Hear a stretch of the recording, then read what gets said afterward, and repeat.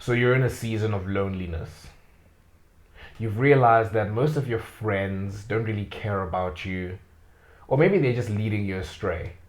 But either way, you want a new group of friends, a close, tight knit group of like minded friends that you can go through life with, that you can reliably rely on.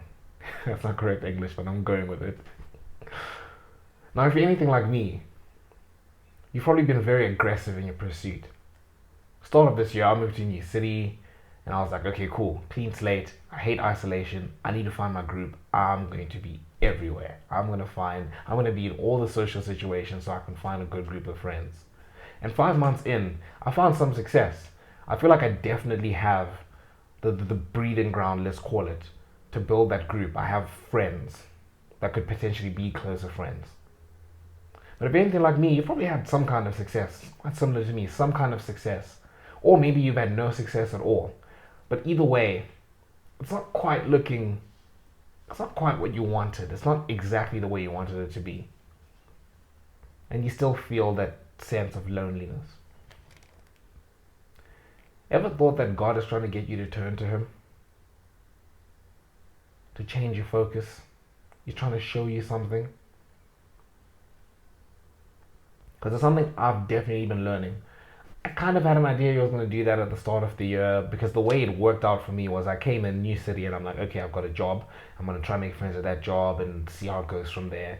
I could try and make friends at the gym and see how it goes from there. And then also church, I can go to church and see how it goes. Very quickly, over time, I started realizing friends at work thing wasn't really like a good pool. Or rather, it was difficult for whatever reason. Gym, very antisocial, so difficult to build that there.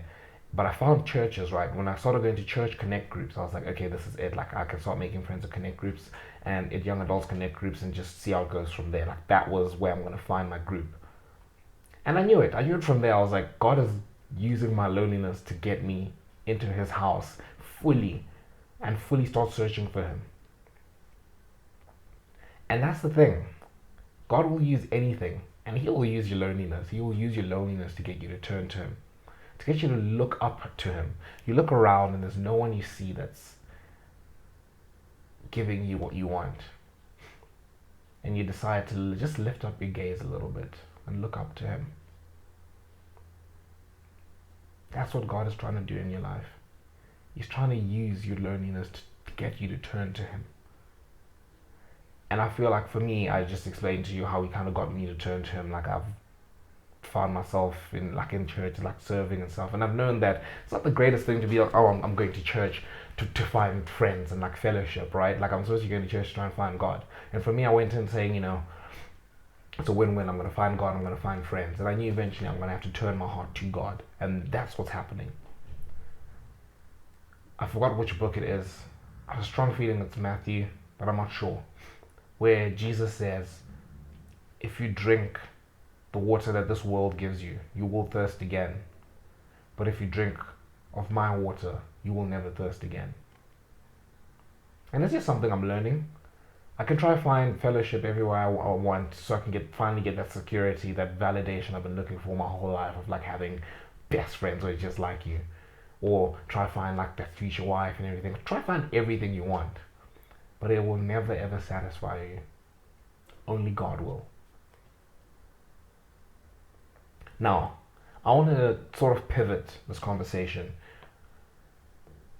to speaking about how we can use our gifts to serve God. We all have a purpose, and it's there in Romans. I think it's there in Corinthians. I'm not sure. It's there in Peter.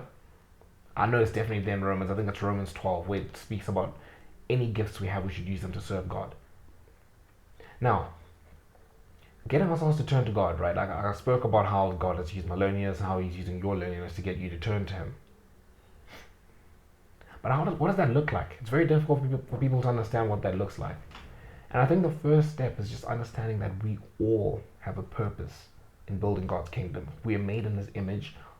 Everything that was created, we were created, this entire world was created for us to bring glory to Him. So we will all fit somewhere in His kingdom.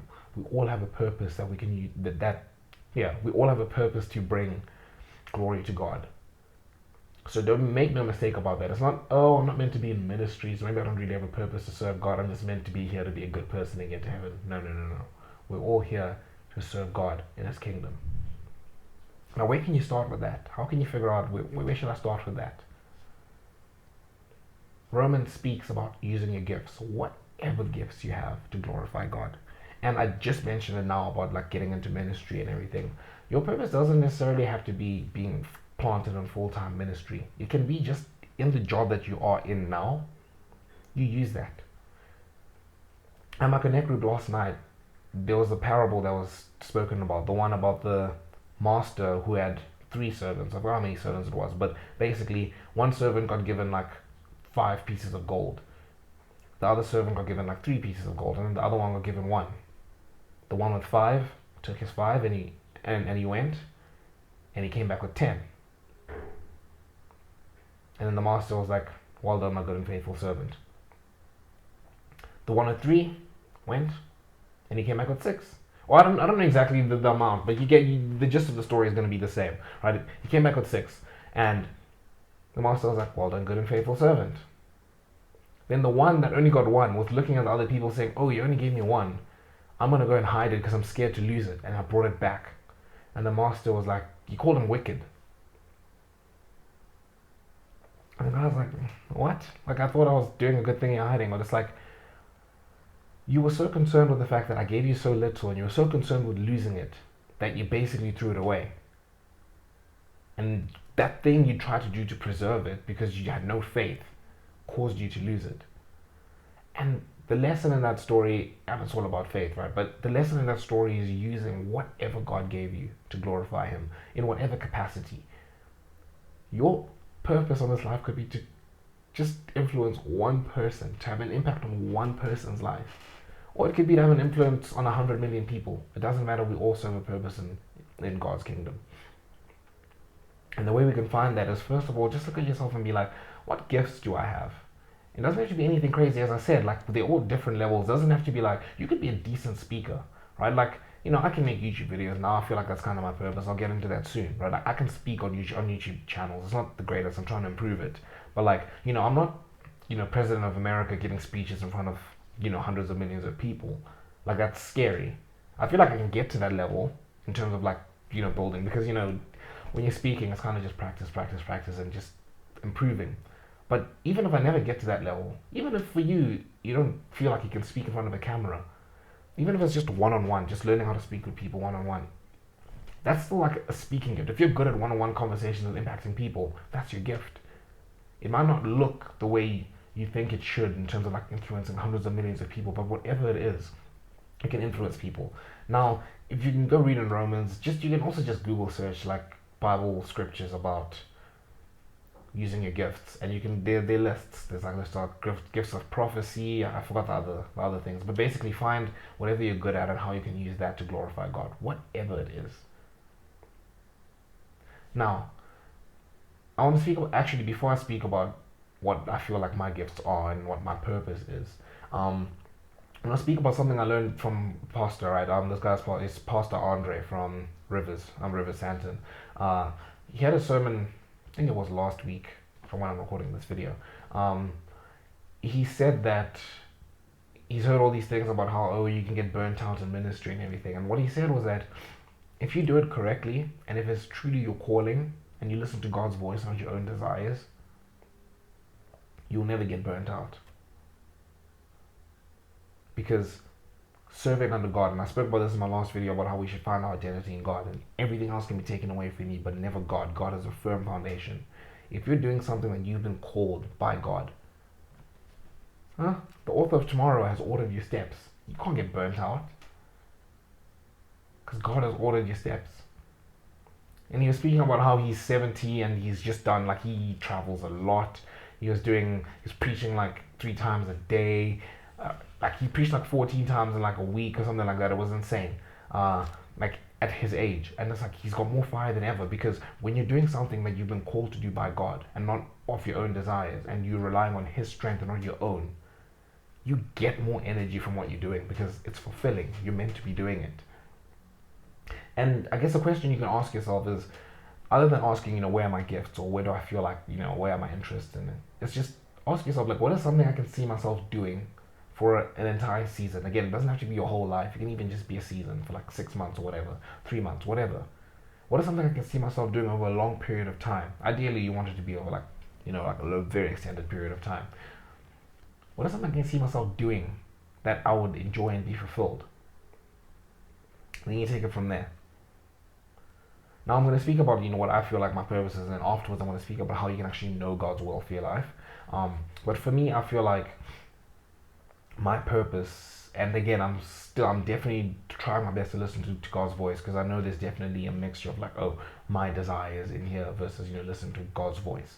But I feel like my purpose has been to bring community to young Christian men. Because we struggle a lot with community. Like, men do struggle a lot with community, especially like with Christianity nowadays. Like, we're struggling to find fellowship in God, and our relationships with God are just not there. So for me, I feel like that's my purpose through this, just through doing this, and whatever way. I do not have the gift of speaking with all this stuttering. Now, whatever I feel, or whatever God sees fit for me, like whether it's through this or maybe in a couple months time I learned that no, I'm not supposed to be doing like YouTube, I'm meant to be doing it like in person, whatever it is, I will follow God's voice, of course. But right now it kind of feels like I'm being led towards creating like an online community, and then like that's something you can stretch over a lifetime, right? You can have people you grow with and you build your relationships with God, and there's so much you can do with that. I feel like that's my purpose. And again, I've just found it through just doing stuff. Right, like I've started making content, and I was like, oh, I quite enjoy making like self-improvement videos, and I was like, why don't I make self-improvement videos for like Christians, right? Because I'm really trying to grow my relationship with God, and I don't know, I've kind of landed here, and just see how it goes. Like, that is something. Speaking of the questions I was asking earlier, I feel like it's something I can do. Right, I can have an online community of like-minded, young Christian men who are looking for community. I feel like that's something I can do for the rest of my life, like trying to build that for people and seeing where that's taken, where God takes that, right? I feel like, yeah, that's my purpose. But enough about me. Let's go back to the final point of the video, right, in terms of like how you can hear and like know God's will for your life. And I'm taken to Romans 12 verse 2, which has been, I'd say so far, the most impactful verse of the year for me, right? Is, do not be conformed to the ways of this world, but let God transform you through the renewing of your mind, so that you'll know that His will for you is pleasing and perfect, right? So a lot of people know the easy part is like, oh, don't be conformed to the ways of this world, right? But the next part is like, but let God transform you through the renewing of your mind, right? Like, let God transform you, and we do have to let God transform us. I know it's God, and He's perfect. Like, we can't. He can do whatever He wants, but because He gave us free will, He's given us the choice to be like, we can choose to follow Him or follow the ways of the world and do whatever we want. So we have to actually open our hearts to Him so He can actually work on us, right? But that part is difficult. Let God transform you through the renewing of your mind. And for me, I've always thought about that. I was like, oh, it's difficult for me to allow Him to renew my mind when I'm chasing all these things of the world. How do I get myself to fully submit to Him and open up my heart so He can work on me? And the answer is found right in that same verse in the next sentence. So that you will know that His will for you is pleasing and perfect. Gratitude. When you realize that everything, gratitude and humility, those two go hand in hand, right? When you realize that everything you've ever had, everything, and I'm not just talking about tangibles like your car, your house, your phone, or the fact that you're living like a privileged life. Even the things you kind of think are you, right? Like your looks, you've done nothing to earn those. Your intelligence, bro. Your intelligence. People like feel like, oh, my brain, I'm able to think this way, I'm able to do this, I'm predisposed to doing this. It's like, that's me. Oh, I studied for this test and I passed. That's me. No. It's God who gave you that damn brain. It's God who gave you that brain. He's given you everything.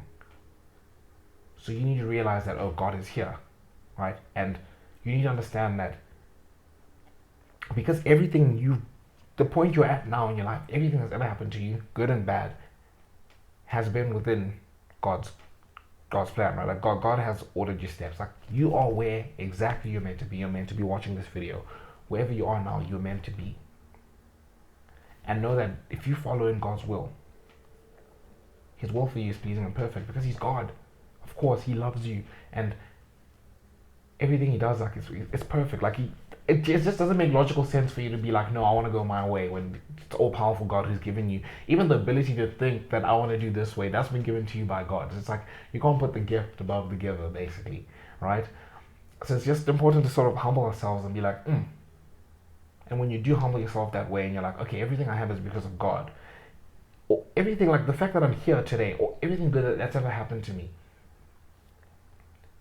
God has gotten me through. Like there's that quote, oh, you survived 100% of your worst days, right? Like God has gotten you through all of that, so you can trust Him to get you through, the rest of your life. You can trust Him to send you where He wants to send you. You can trust that is good, right? And that's how you start to be able to open up your eyes and be like, okay, I can sort of let go and let God, basically. And when you do that, you start to open your heart and you're able to hear God's will for your life. And I've made a video on how you can know God's will for your life and expand further into this. But basically, you need to be able to hear God's voice. The first step is being humble enough to be like, okay, I can trust God, because you can, of course, as I've just explained. But also you need to be able to hear His voice. And the way you hear His voice is you spend time in prayer, spend time in the Word, and you're able to discern His voice from the voice of the world. But I've gotten in depth in another video where I said how to know God's will for your life. But you guys let me know what you think of this topic in the comment section below. Make sure you subscribe to join the Self Improvement Brotherhood. Until next time, see you boys.